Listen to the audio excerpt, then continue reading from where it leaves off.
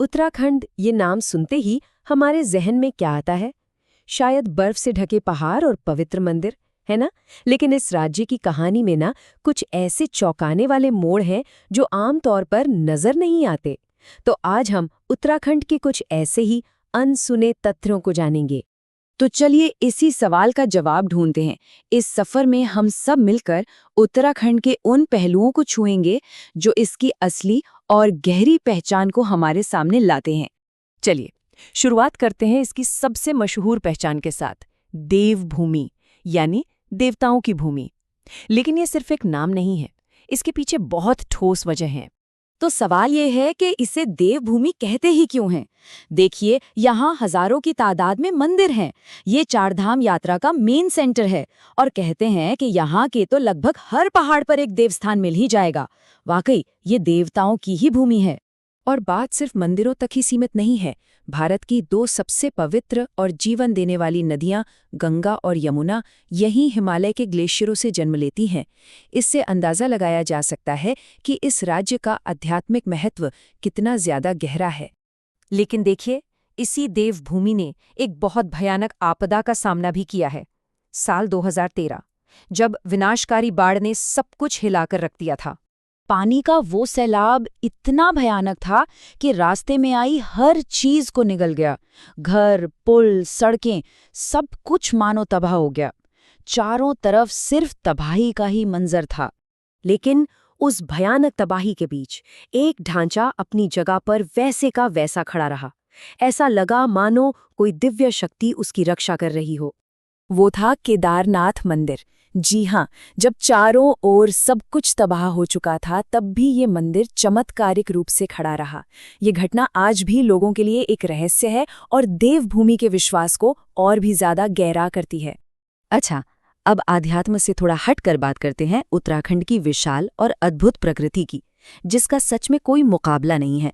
7,816 metre ये ऊंचाई है नंदा देवी की, भारत की दूसरी सबसे ऊंची चोटी जो पूरी तरह से देश की सीमाओं के अंदर है। ये पहाड़ उत्तराखंड की असली शान है। और अब जरा ये नंबर देखिए, 300 से भी ज्यादा। ये संख्या है फूलों की उन दुर्लभ प्रजातियों की जो यूनेस्को की वर्ल्ड हेरिटेज साइट फूलों की घाटी यानी वैली ऑफ फ्लावर्स में खिलते हैं। सच में एक ऐसी जगह जो किसी जन्नत से कम नहीं। और हाँ, ये शानदार भूगोल उत्तराखंड को एक अल्टीमेट एडवेंचर हब भी बनाता है। रिवर राफ्टिंग से लेकर ऊंची चोटियों पर ट्रैकिंग तक और पैराग्लाइडिंग, यहाँ रोमांच की कोई कमी ही नहीं है। चलिए अब बात करते हैं यहाँ के लोगों की, जिनके त्याग, जिनकी संस्कृति और वीरता की कहानियां इस राज्य की आत्मा हैं। ये एक बहुत ही चौंकाने वाली हकीकत है। उत्तराखंड में एक पूरा का पूरा शहर पानी के नीचे समा गया। ये त्याग की एक बहुत बड़ी कहानी है। ये कहानी है पुराने टिहरी शहर की। जब विशाल टिहरी डैम बना तो ये पूरा शहर उसके पानी में समा गया। देश के विकास के लिए हजारों लोगों ने अपने घर, अपनी जमीन, अपनी यादें सब कुछ कुर्बान कर दिया। ये वाकई त्याग की एक मिसाल है। लेकिन इस त्याग के दूसरी तरफ यहाँ के गांव में एक बहुत ही जीवंत संस्कृति बसती है। यहाँ के सीढ़ीनुमा खेत, लकड़ी से बने पारंपरिक घर, यहाँ के लोकगीत और पहाड़ी भोजन, मतलब यहाँ का तो पूरा जीवन ही अपने आप में खूबसूरत कंटेंट है। और बात सिर्फ त्याग की नहीं है, यहाँ वीरता की भी एक बहुत लंबी परंपरा है। उत्तराखंड को वीरों की भूमि के नाम से भी जाना जाता है, क्योंकि भारतीय सेना में यहाँ के युवाओं की भागीदारी हमेशा से बहुत बड़ी रही है। तो इन सभी बातों को अगर हम मिला दें तो एक आखिरी और सबसे दिलचस्प तथ्य सामने आता है कि उत्तराखंड अपने आप में एक छोटा भारत है। अच्छा, इसे मिनी इंडिया क्यों कहते हैं? क्योंकि सोचिए, एक ही राज्य में विशाल हिमालय भी हैं, घने जंगल भी हैं, शांत झीलें भी हैं, हजारों मंदिर भी हैं और हरे भरे मैदान भी हैं, सब कुछ एक ही जगह पर। ये भारत की विविधता का एक जीता जागता नमूना है।